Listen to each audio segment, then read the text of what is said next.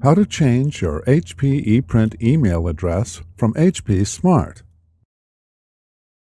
Use your HP Smart account, formerly HP Connected, to change your printer's HP ePrint email address to a customized address for receiving print jobs from any device. On your computer or mobile device, go to hpsmart.com and click the Sign In link.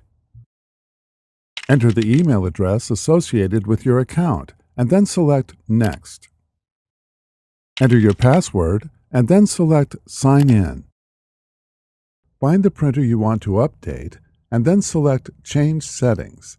Otherwise, your printer settings display automatically. In the ePrint address section, enter a new email address for your printer and then select Submit.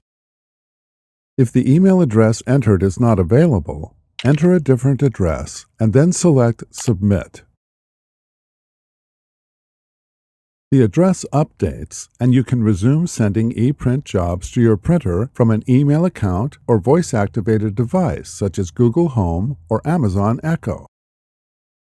Before heading ahead into the video, in case you are facing any issue with your HP printer device, get in touch with our HP printer expert.